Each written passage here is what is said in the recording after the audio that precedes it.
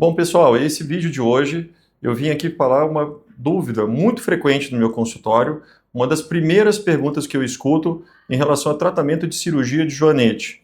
Como é que é o tempo de recuperação, né, e qual é a experiência que o paciente vai ter, né, o que a paciente vai sentir, o que ele precisa fazer para poder se recuperar.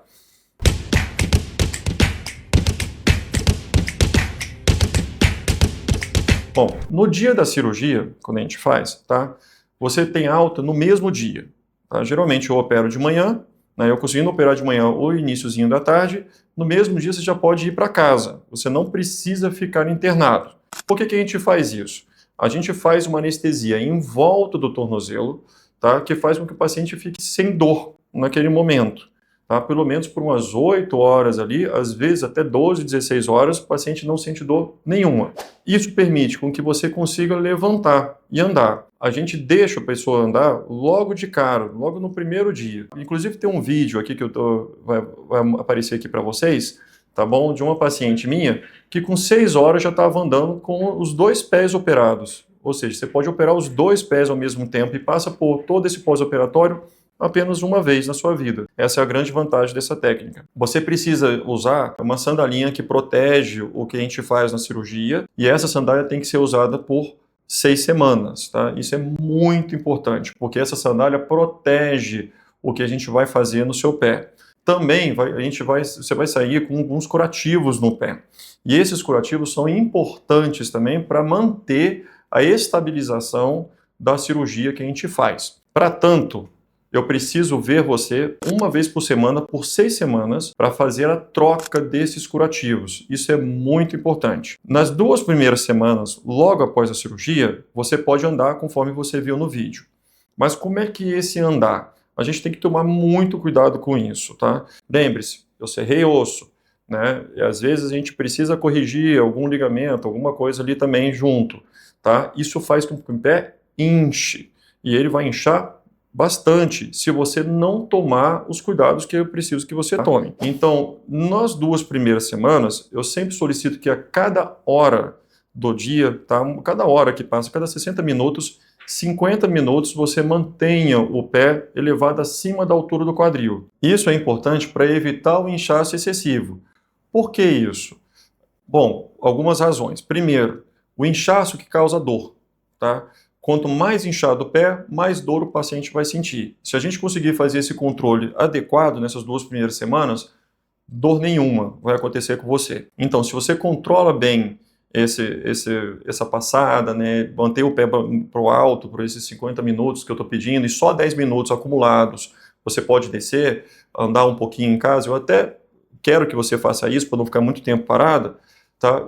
O seu pé vai ficar ótimo, você não vai sentir dor, não vai inchar tanto e vai ajudar na recuperação futura. E lembrando, quanto mais inchar no início, mais tempo ele vai ficar inchado depois da cirurgia, tá? Até depois que a gente tirar os curativos e já passar por alguns sapatos mais a seu gosto, né, do paciente, ainda assim pode ser que ele fique inchado muito tempo, tudo por conta dessa recuperação inicial que não foi muito bem feita. A segunda coisa, né, que vai proteger, né, é infecção. Né? É muito raro de ter infecção nesse tipo de cirurgia, porque são pequenos acessos, a gente não expõe muito, né, as feridas, né, o ambiente, tá? E a gente manipula muito pouco. Mas, ainda assim, isso pode acontecer, tá? E a bactéria, ela gosta do inchaço. Ela gosta de quando não tem muito a drenagem linfática acontecendo ali, né? E por isso, o pé para o alto, ajudando a drenar aquele inchaço, ele ajuda também a combater uma possível chance de infecção, que é ínfima nesses casos aí de cirurgia percutânea do pé, tá? Já para deixar isso registrado. Mas eu preciso também que siga essas orientações para evitar surpresas no futuro, tá? Eu particularmente nunca tive, ainda bem, né? Mas isso é algo descrito, então eu peço que todos os meus pacientes sigam esse passo de manter os pés sempre elevados, principalmente nas 2 primeiras semanas.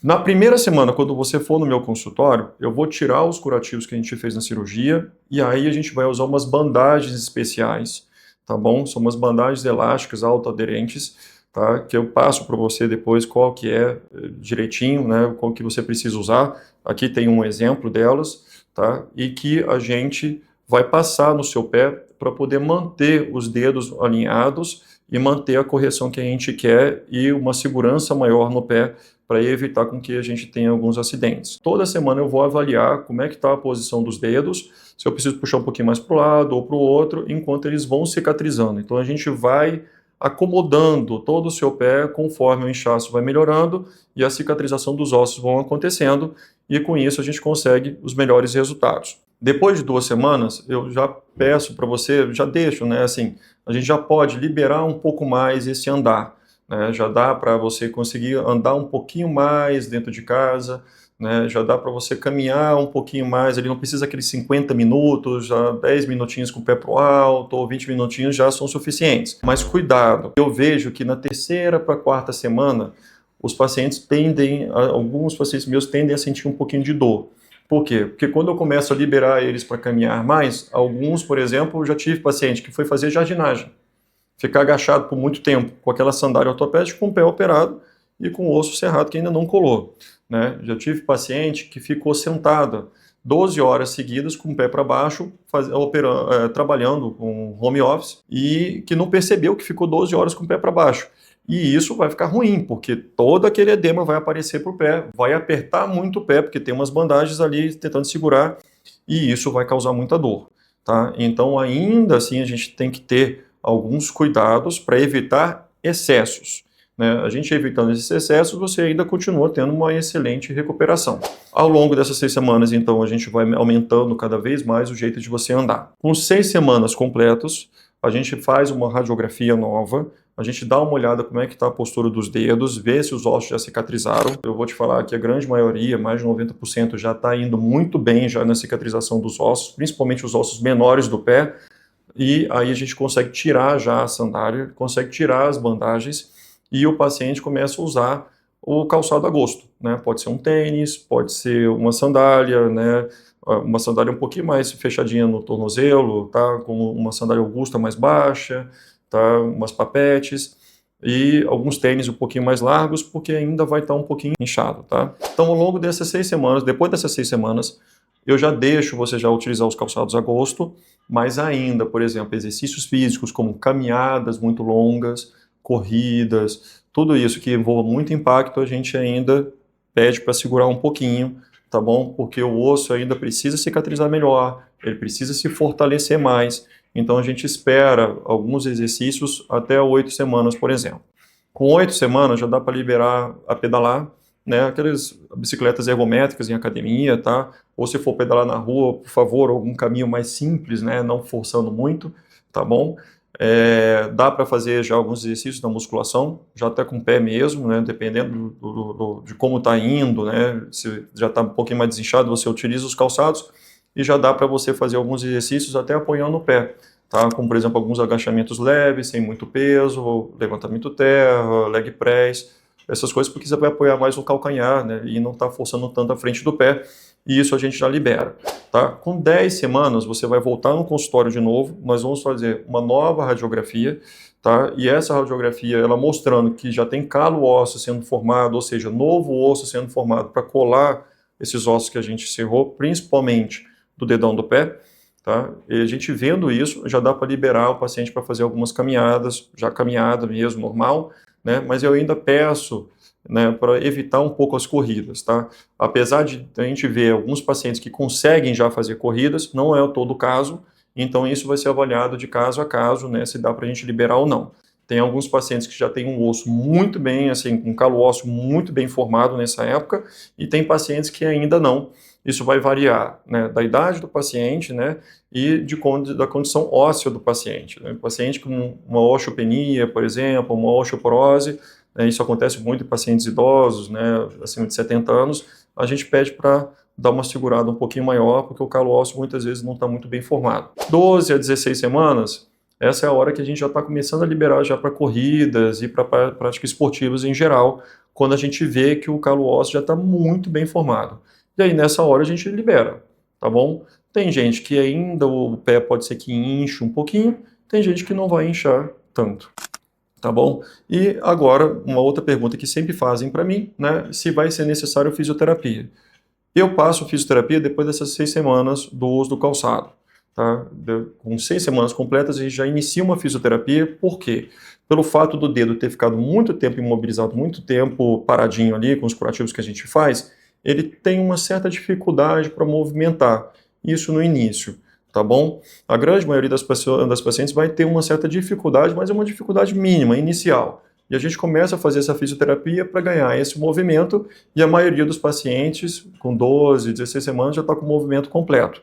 Poucos ainda a gente precisa ainda manter um pouco mais de fisioterapia, ou alguns exercícios simples em casa, que não precisa nem ir ao fisioterapeuta para poder fazer isso, para poder voltar a ganhar esse movimento, tá bom?